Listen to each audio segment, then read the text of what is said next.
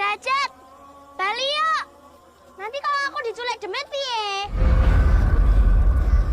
Ya, si guru bajigur itu nggak cuma minggat, biar mati sisan.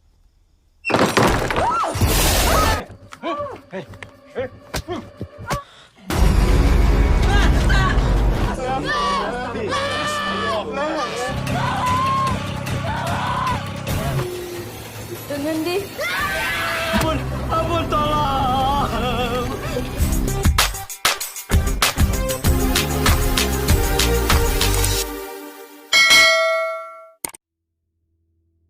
Sore itu, Wati, Kata, dan Derajat sedang bermain di sebuah lapangan. Ketika terdengar suara azan maghrib, Wati mengajak temannya pulang karena takut diculik hantu. Kedua temannya tidak mengindahkan dan terus bermain. Akhirnya Wati pulang sendiri. Derajat melemparkan kayunya terlalu jauh hingga Karta harus masuk ke hutan untuk mengambilnya. Ternyata kayu itu masuk ke dalam lubang dan terpaksa Karta memasukkan tangannya untuk mengambil kayu itu. Tiba-tiba ada tangan yang menariknya hingga jari manis Karta terputus.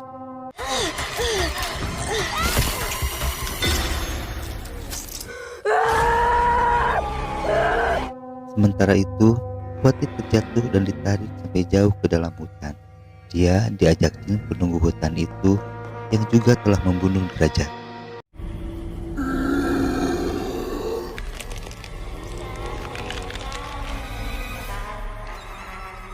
Scene beralih 30 tahun kemudian. Ada dua sahabat, Sama dan Adi, yang sedang berlari menuju sekolah. Ketika melewati hutan, Adi bertabrakan dengan seorang pria yang berpenampilan aneh. Lalu mereka pergi lagi. Begitu sampai di depan kelas, sudah ada Bu Woro yang merasa kesal dengan kelakuan mereka yang selalu terlambat. Mereka pun mendapat hukuman sepulang sekolah. Tak lama kemudian datang Ayu, murid kesayangan Bu Woro, menyerahkan tugas. Sebagai hadiah, Bu Woro memberikan Ayu sebuah pulpen. Sebelum pulang, Ayu mengatakan kalau Marto bapaknya menanyakan Saman. Sepulang dari sekolah, Saman mendatangi warung Pak Marto. Bukan sekali ini Saman lupa menitipkan madu di warung itu karena bangunnya selalu kesiangan. Tapi Pak Marto masih memberikan kesempatan terakhir pada Saman. Tak lama kemudian datanglah mobil membawa pengumuman pertunjukan wayang di kampung sebelah. Dalam perjalanan pulang, Adi dan Saman sepakat untuk nonton besok malam. Saat ini Saman tinggal bersama Samiun kakaknya dan ibunya yang sedang sakit. Samiun sangat marah waktu melihat madu tidak diantarkan ke warung. Samiun berpesan agar madunya diantarkan karena dia akan ke kota untuk bekerja. Keesokan paginya, Saman dan Adi pergi ke sekolah sambil membawa madu. Di sekolah, Saman meminta izin untuk mengantarkan madu ke warung. Tapi Bu Woro tidak mengizinkannya dan tetap menghukum mereka sampai sore. Setelah selesai, Adi dan Saman naik angkutan demi keinginan mereka menonton wayang, hingga madu pun ketinggalan di sekolah. Saman dan Adi terus membicarakan Bu Woro yang selalu menghukum mereka. Malah mereka berharap Bu Woro cepat meninggal. Tiba-tiba mobil oleng dan mogok.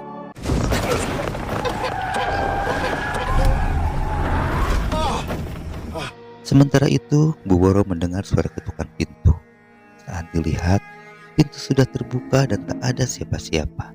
Lalu dia menutup dan mengunci pintu, tapi pintu itu terbuka lagi. Tiba-tiba muncul sesosok makhluk di belakang Bu Woro. Dia lari ketakutan sampai terjatuh dan tak bisa menghindar lagi. Bu Woro pun meninggal.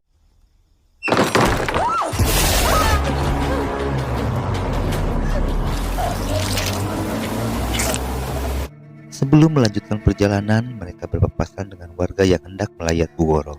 Akhirnya Sama dan Adi pun pergi ke rumah Bu Woro. Tapi mereka tak sempat melihat Bu Woro karena dilarang oleh Pak Lurah. Keesokan paginya, Saman kembali ke rumah Ibu Woro. Saman melihat Bu Woro hidup lagi dan dia pun menjerit ketakutan sampai terbawa mimpi.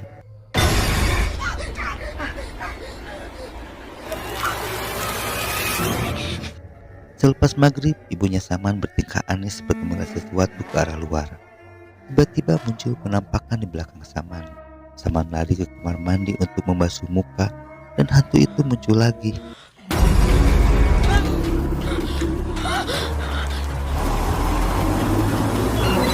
Sepulangnya dari kota, Samiun langsung mendatangi Pak Marto untuk mengambil uang madu yang Saman titipkan. Tapi Tapi rupanya selama Samiun di kota, Saman tidak pernah mengantarkan madu ke warung. Itu saja Samiun marah besar. Dia memukul Saman bertubi-tubi, lalu muncul hantu di belakang Saman. Hantu itu terus mendekati Samiun hingga Samiun terkulai lemas. Saat itulah Saman menghampiri Samiun sambil membawa pisau. Dia menusuk Samiun hingga mati, lalu pergi ke rumah Palurah untuk menyembelih ayamnya Palurah dan darahnya dibersihkan pada Pemarto. Pagi itu sudah datang pengganti Bu Woro yang bernama Ibu Ningsih. Dia memberikan tugas sebelum meninggalkan kelas. Tiba-tiba pulpen Ayu terjatuh. Saat Ayu mengambil pulpen itu, muncul hantu Bu Woro. Karena kejadian itu, Pemarto dan Palurah mendatangi rumah Saman disusul Ayu dan Adi. Di sana mereka melihat mayat Samiun yang berhamburan darah.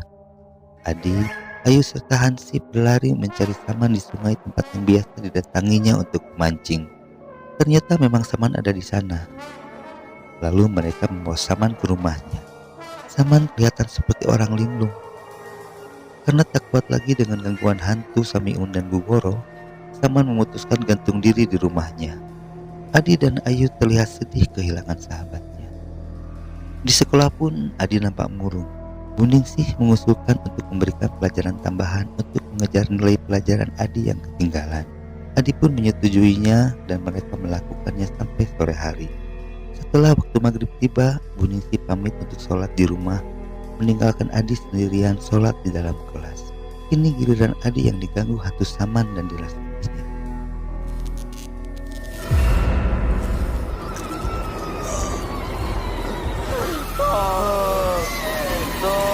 Lagi-lagi pulpen Bu Woro jatuh dengan sendirinya.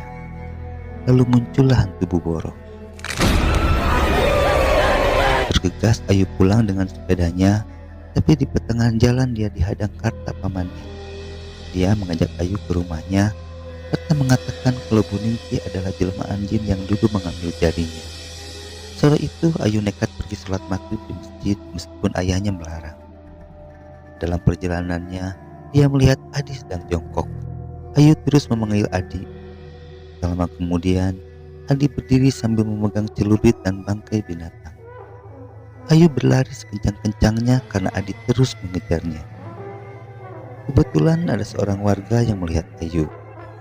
Wanita itu mengajak Ayu masuk, kemudian menutup pintu. Adi terus menebaskan celurit ke pintu itu. Wanita itu berlari ke belakang rumah untuk mengunci pintu. Sayang Adi keburu masuk dan mengincar Ayu.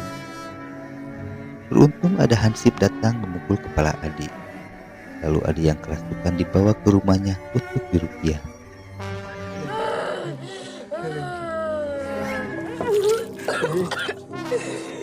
Kini semua warga menganggap kalau ini perbuatan Karta yang setelah kejadian masa kecilnya, dia tinggal di hutan sendirian dengan penampilan aneh.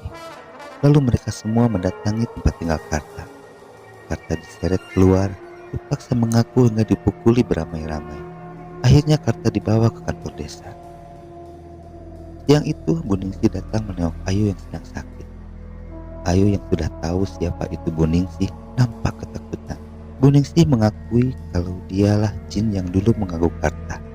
Tapi saja Bu Ningsih mencelakai Ayu saat itu.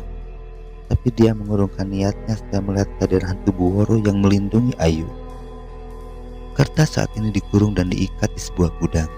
Saat Hansip yang menjaganya pergi, Ayu masuk untuk menyelamatkan Karta.